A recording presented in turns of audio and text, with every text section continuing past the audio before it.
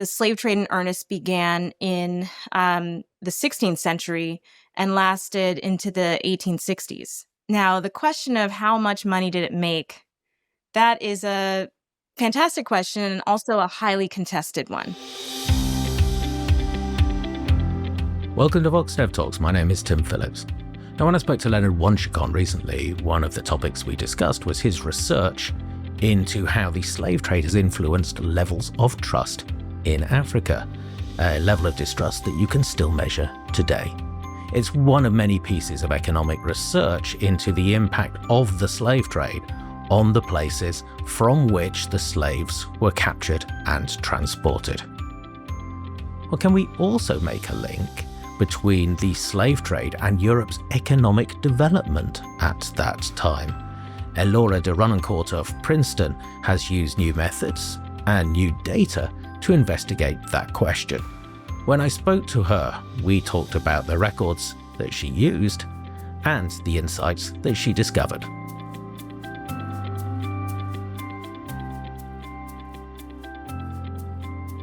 Ellora, welcome to VoxDevTalks. Thanks so much for having me.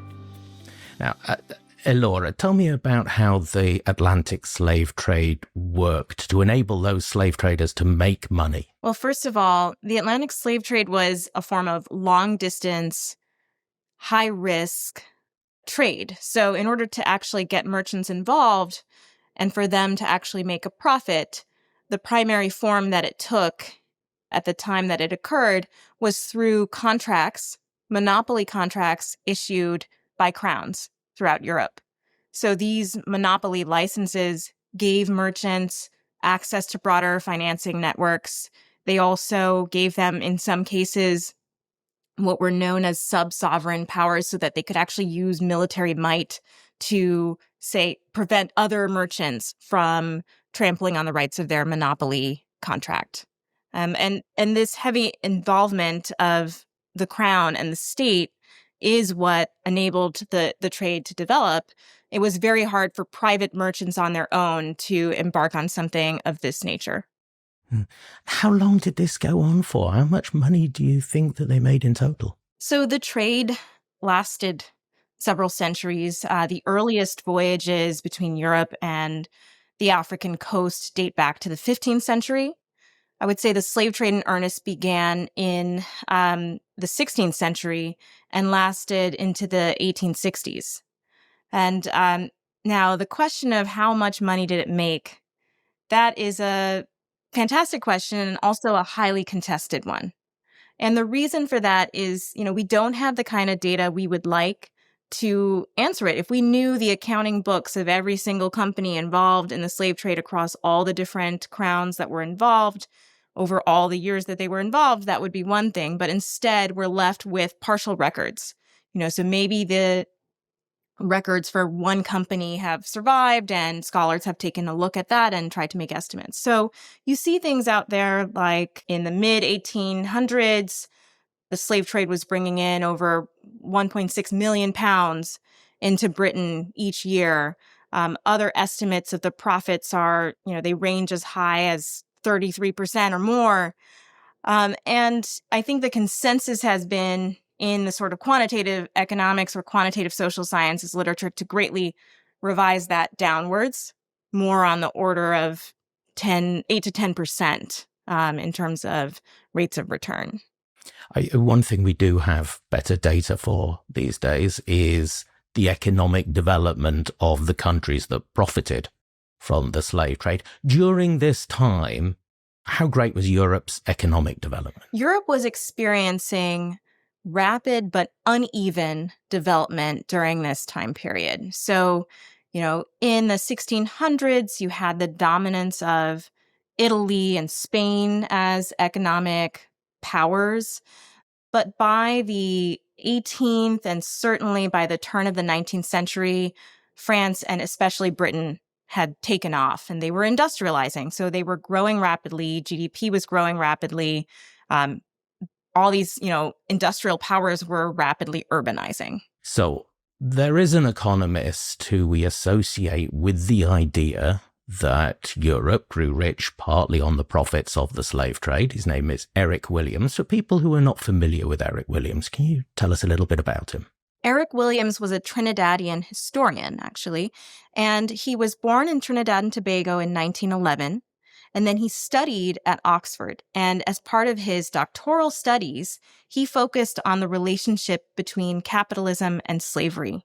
And in this really important work of his, he argued that the profits from slavery and the slave trade are what financed and powered the British Industrial Revolution, and it was a highly controversial thesis both then and today. What evidence did he have at the time for that? So at this time, scholars are mostly working with national aggregates, data on trade, data on GDP, those kinds of statistics to make sort of what we would call today a time series argument. You have the growth in slave trading and its value, and at the same time, the growth of the British economy, and you kind of want to link those together. And the argument is really driven, again, by these rough estimates of how profitable it was to engage in slave trading. And so Williams also cites these numbers of, returns on investment of about 30% or more. And this was such a major part of the British economy. It's clear that these funds were used to then finance the Industrial Revolution and capitalism. Now, if you look up Eric Williams' name today or his book, you'll find that there are plenty of people who have disagreed and still do disagree with his hypothesis. What are their arguments? So if you take a really narrow read of the book, you could quibble with this precise, statement about the profits from the slave trade being sufficiently large to have funded the Industrial Revolution. So there's many pieces that you could pick apart there. And, as I mentioned, scholars have revisited the numbers game, for the slave trade and concluded that there's no way it was, first of all, that the returns could be higher than 30% or just kind of as a piece of the economy that could be that large.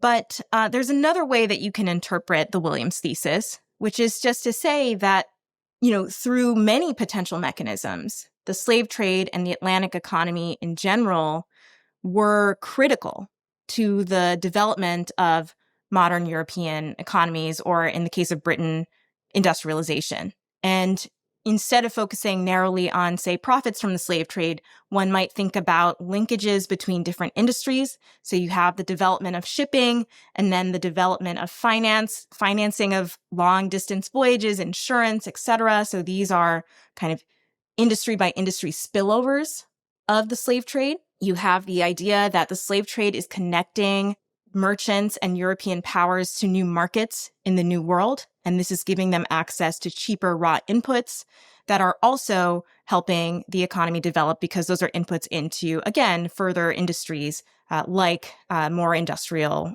sectors. So let's talk about your research, Ellora. What part of this do you decide to investigate? I'm an economist and trained in sort of the modern tools of economics, where the kind of question that we ask is really about counterfactuals. It's about, if there was less of a slave trade or no slave trade at all, how would European economies have developed?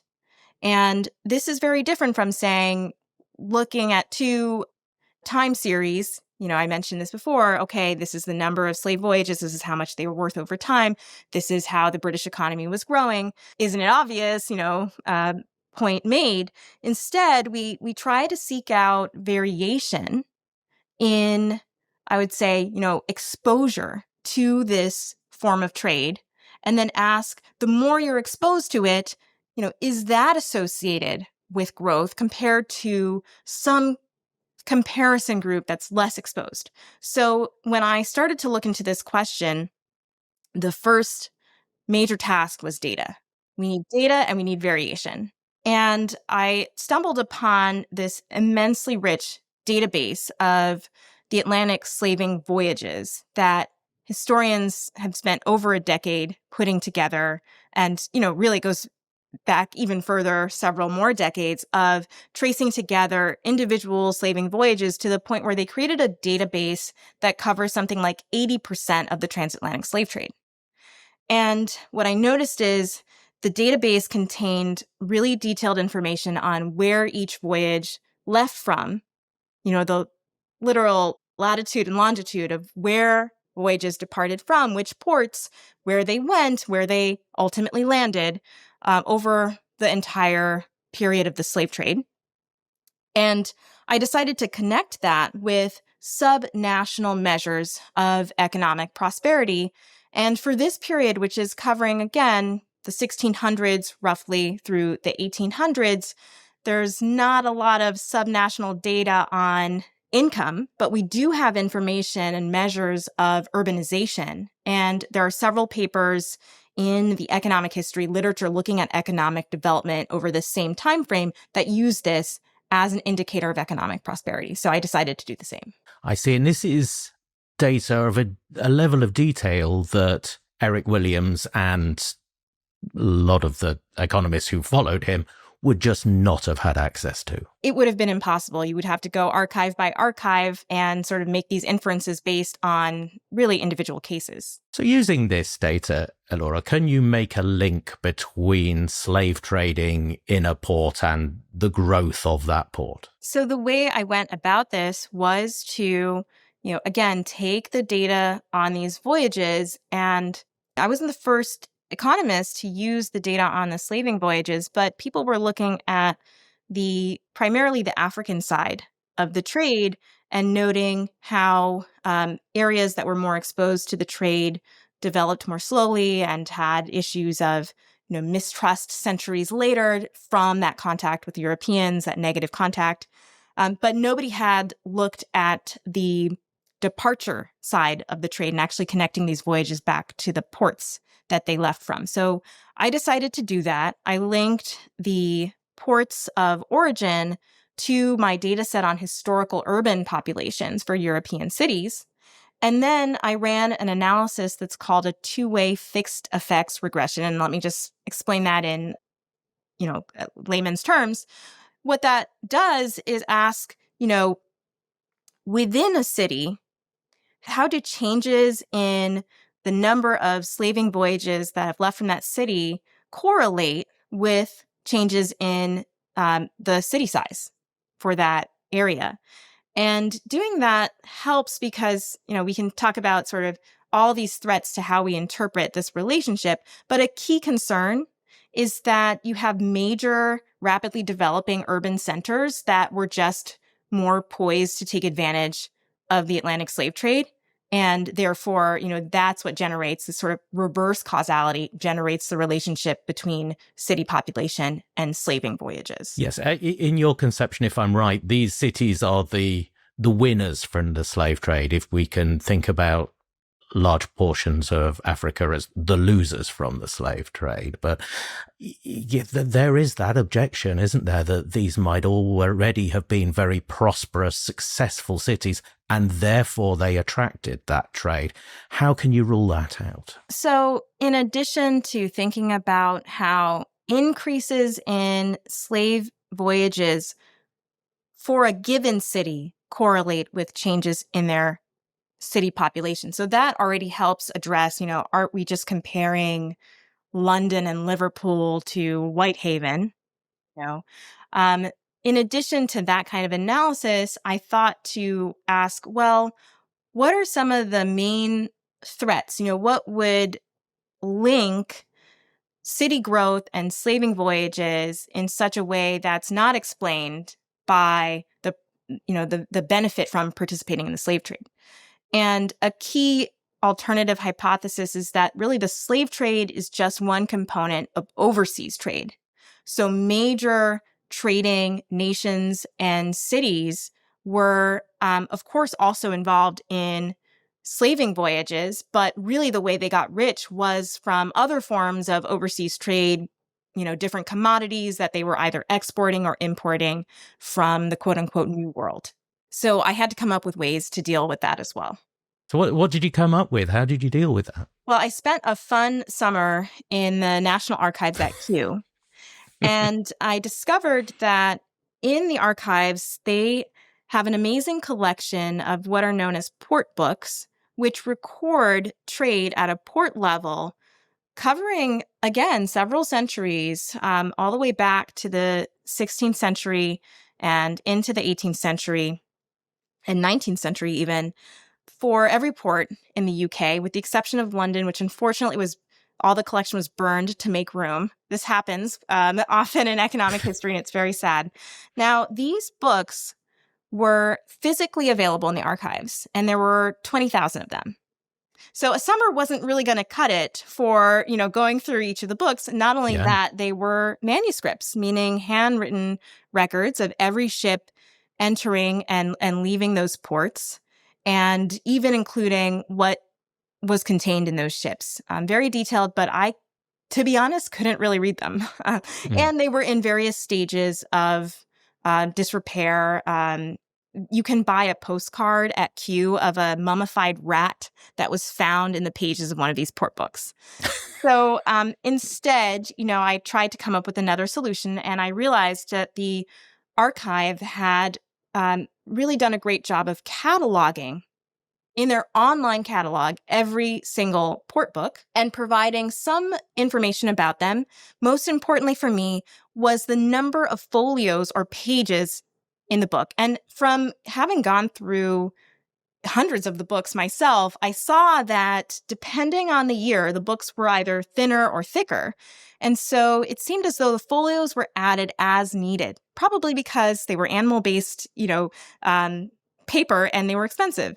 So the thicker the book that year was an indication of more trade. And that information I had from the online description of the item in the online catalog. And I scraped that information and created a port level data set that gave me a sense of trade volumes. And the books were separately organized in terms of domestic sea trade and overseas trade. And so that was the key thing for me. I had a measure of overseas trade, at least for British ports outside of London.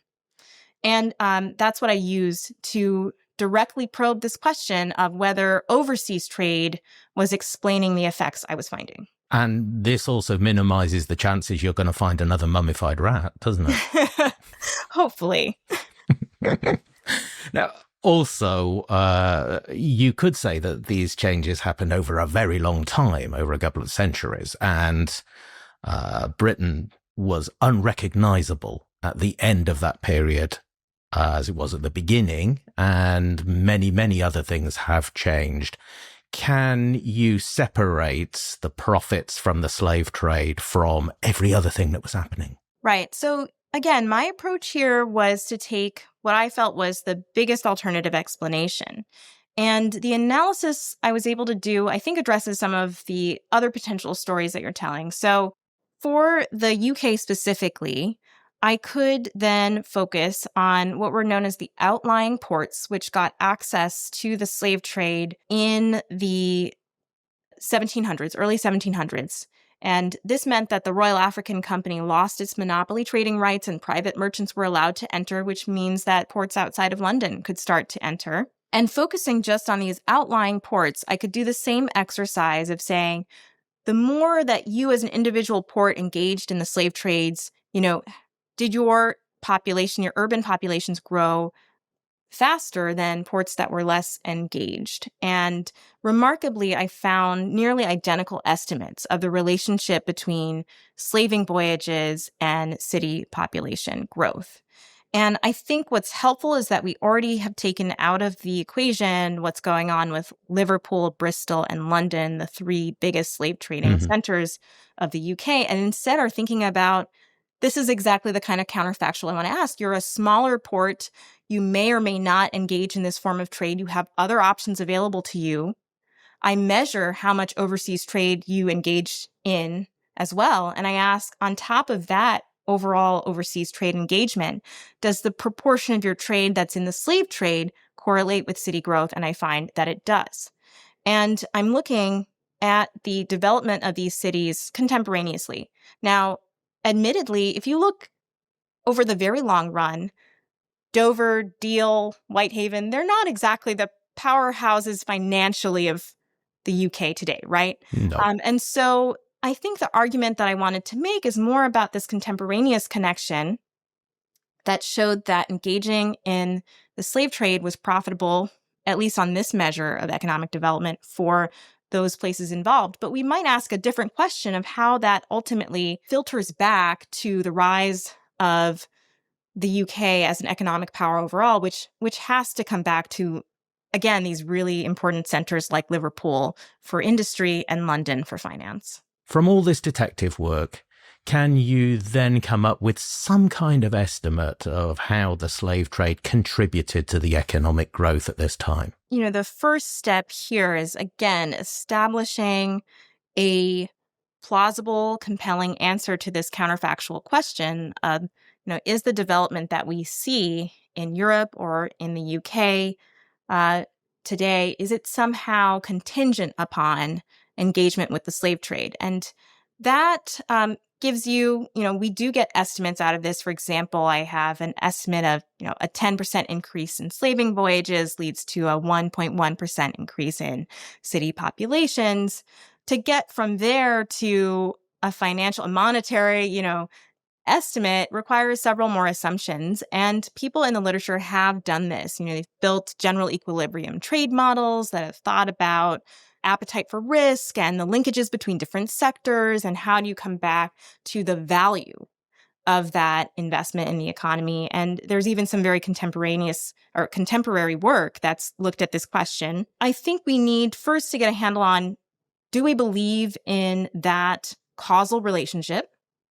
And then how can we make the most grounded assumptions and reasonable assumptions possible to get at these numbers? So I consider this paper an input into what I hope will be a new literature that's arriving at this question. But certainly what I found is entirely consistent with the Williams hypothesis. So I think this is one step in that direction. I was going to ask that because, 70 years on, the Williams hypothesis is still as controversial as it ever was. It seems like you're producing evidence that does support what Eric Williams was arguing.